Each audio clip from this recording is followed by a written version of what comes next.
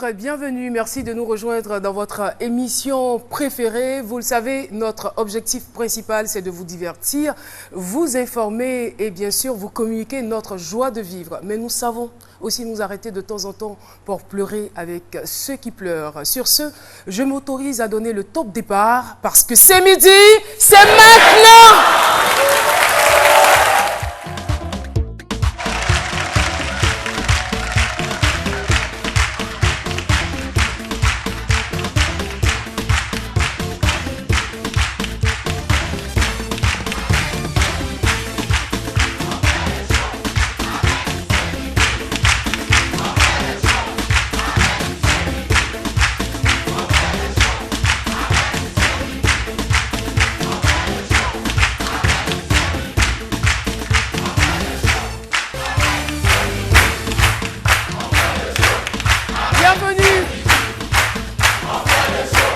Nous sommes heureux de vous retrouver, chers téléspectateurs. Malgré la douleur, malgré les épreuves, nous sommes encore là aujourd'hui. Nous souhaitons un bon début de semaine et je veux qu'on puisse saluer avant qu'il ne se rassoie le public de ces midis de ce jour. Merci en tout cas de votre présence. Vous êtes venus nombreux, vous êtes venus nous soutenir, vous êtes venus nous dire que vous êtes avec nous dans la douleur, dans la joie. À tous les moments, on peut compter sur vous. Merci encore de votre présence dans ce studio. Et oui, la Côte d'Ivoire pleure. La Côte d'Ivoire est en deuil, le monde musical est triste en ce moment parce que nous venons de perdre encore une fois un digne fils de ce pays, un messager de la paix, un représentant de la réconciliation, un ambassadeur de la réconciliation. Vous l'avez deviné, la nouvelle est tombée hier soir. Dikael Yadé, le concepteur du Va-Va, s'en est allé, il est parti et nous sommes tristes, nous présentons nos condoléances les plus attristées à toute la famille, à sa famille musicale, à sa famille artistique, à sa famille biologique. C'est une perte pour la Côte d'Ivoire et nous pleurons avec elle. Nous pleurons avec sa famille et souvenir, on regarde ensemble ces images.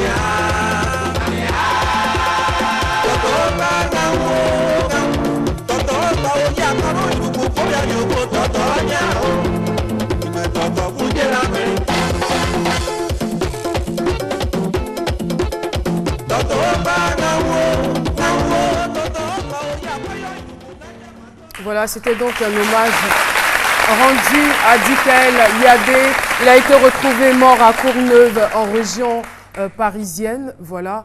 Et selon les rapports de la police, c'est certainement survenu une semaine avant qu'on ne découvre la dépouille mortelle de notre artiste, encore Yako à tout le monde. Et voilà, la nouvelle a fait le tour du monde entier. Et nous avons froid au dos parce que c'est une nouvelle à la fois triste, choquante et insolite. Il était là avec nous, ici, à ma droite, le vendredi dernier.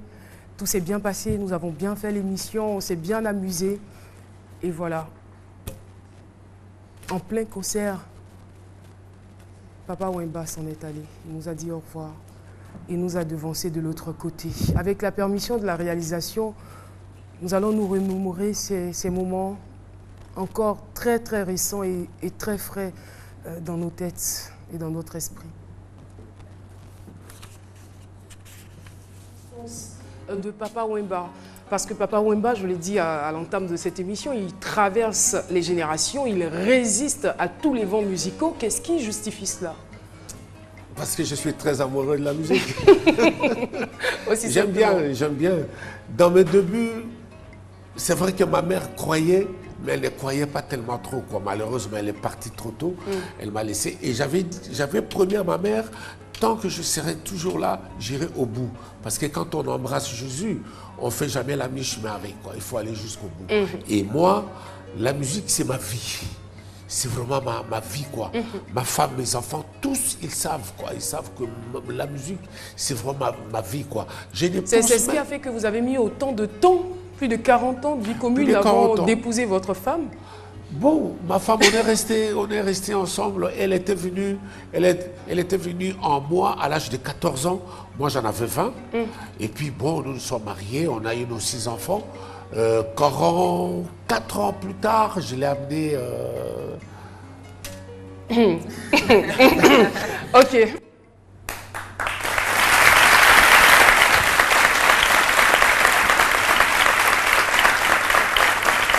Quel choc.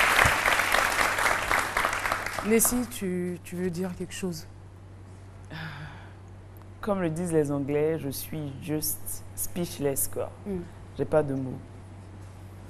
Mais c'est vraiment choquant. Il n'y avait aucun signe de maladie. Aucun signe apparent, je veux dire. C'est juste dramatique. Et ça nous interpelle tous, hein. Oui. On est tous de passage sur cette terre. Franchement. On est tous de passage. Et encore une fois, la mort de Papa Wemba, de Dikel Liadé vient nous rappeler que nous ne sommes pas les garants de notre vie. Ce n'est pas nous qui décidons de vivre ou de ne pas vivre.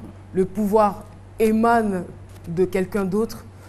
Autant bien vivre, autant profiter de cette vie qui nous est octroyée, vraiment, quoi. Vraiment, tu l'as dit. Rappeler que chacun de nous est appelé à partir un jour. C'est clair. Ce qu'on ne sait pas, c'est quand on et ne sait comment. Ni l'heure, voilà. ni le jour. Comment. Et donc, Papa Wemba, selon... peut-être j'ai vu un élément sur RTI 1 où il disait que son souhait, c'est de partir sur scène. Donc, je pense qu'il a ce vœu-là qui a été réalisé. Je me demande s'il le pensait vraiment. Bon, il a dit clairement, il dit, bon, mon souhait, c'est d'aller jouer sur scène. Bon, ce vœu a été réalisé. Quand on lui a demandé quand est-ce qu'il arrêterait de chanter, quand est-ce qu'il prendrait sa retraite musicale, il a dit quand il n'aurait plus le souffle de vie. Et il souhaiterait que ça se passe sur une scène musicale. Et voilà, ça a été fait. Voilà. Condoléances à toute sa famille. C'est pas évident. C'est pas évident. Papa part de la maison. Oui, je vais en concert en Côte d'Ivoire et malheureusement, c'est ici que ça s'est passé. Bon, nous, on ne maîtrise pas ces choses. Dieu est souverain. Et puis, on veut aussi saluer les différentes familles de ces personnes. Je suis sûre que vous avez certainement appris la nouvelle la semaine dernière. Albertine Nguesson, la semaine dernière, donc actrice de cinéma qui s'en est aussi allée. On a certainement des images d'Albertine Nguesson. Voilà, les images viendront dans quelques instants. Et il y a aussi pensé à l'endroit de la famille de Coucugnon, Jean-Claude, ancien percussionniste à la RTI. Ça fait vraiment, vraiment beaucoup de morts. Voilà. Et avec votre permission, nous allons continuer cette émission. On ne va pas faire des funérailles, hein, franchement.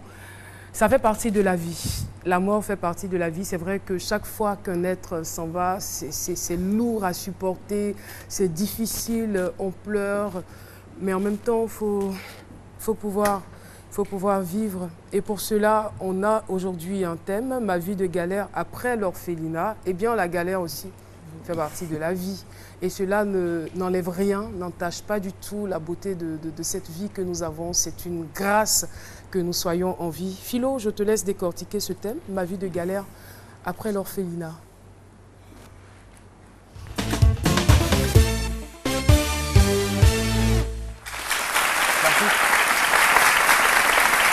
Mais Caro, comme tu l'as dit, la galère fait partie de la vie. Voilà. Bon, lui au moins, c'est galère qui est sur lui. Hein. Moi, je pense, bon, voilà, les gens qui meurent comme rien. Des gens meurent comme ça, des gens sont en train de mourir. Toi, au moins, tu as galère, tu as envie.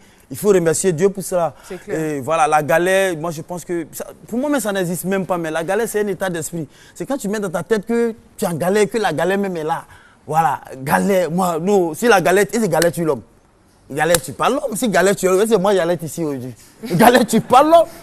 Mais il faut savoir faire la différence des choses. Galère, nous, on a vécu la galère à Abidjan ici. Qu'est-ce que tu as vécu comme galère? Galère, toi? mais marcher de Yopougon plateau pendant 1 an et demi, ça c'est la galère. Et puis quand il y a galère, il faut prendre des galettes, ça passe. Il ne faut pas prendre galère à l'écran. C'est ça quoi. Voilà. Et puis, je vais dire que venir de l'orphelinat et puis vivre cette galère, bon, ça ne me surprend pas parce qu'à l'orphelinat, il y a tout. C'est l'État qui s'occupe de vous. Tout, on vous offre tout là-bas. Manger, matin, midi, soir, même on te réveille même 26 heures pour manger. Hein? Tu dors, il lève ta manche. Vous voyez un peu, donc ça vous dit, ça veut dire on t'offre tout là-bas. Hein? L'orphelinat, on t'offre des lits, on t'offre des nattes, tout c'est l'orphelinat. Et puis il dit que, bon, notre invité, il faut qu'il accepte cela. Il faut qu'il accepte. Lui, au moins, à l'orphelinat, on reçoit une éducation normale. Il y a des gens, vous allez dans des quartiers éloignés, des quartiers précaires, allez-y à Bobo Bokabo, allez-y à Bobo derrière, en bas, Bafon. À Bobo Bokabo. Bokabo, ça dit Bokabo. Haute extension, derrière Raï. Des gens qui vivent là, eux-mêmes, quand tu le regardes, tu le fiches droit dans les yeux, 5 minutes, ils disparaissent. C'est galère qui est écrit. C'est galère qui est écrit. Mais il vit. Il prend la chose, il espère et il vit. Nous, on a vécu la galère. Pendant notre galère, quand on baille comme ça, c'est toi d'araignée, on voit dans la gauche. Mais on a accepté. Parce qu'il y a longtemps, on n'a pas mangé. Hein? Comme le disait un artiste, quand on ouvre le dictionnaire, là où c'est écrit galère, c'est ma photo qui est là. Il faut qu'il profite de cette galère-là aussi. Voilà, il faut qu'il profite. Parce que c'est pendant les moments de galère-là qu'on est inspiré. Voilà, les artistes, Zouglou, c'est galère d'étudier à manger Daya. Pour avoir un Daya, à l'université, ils ont écrit les tests. Voilà le Zouglou aujourd'hui. Donc il s'inspire, il n'a qu'à écrire. Ce qu'il fait là, il écrit. Il écrit un jour, ça va porter fruit. Galère même, tu es en galère, mais tu réfléchis, pire, tu peux trouver un médicament de sida.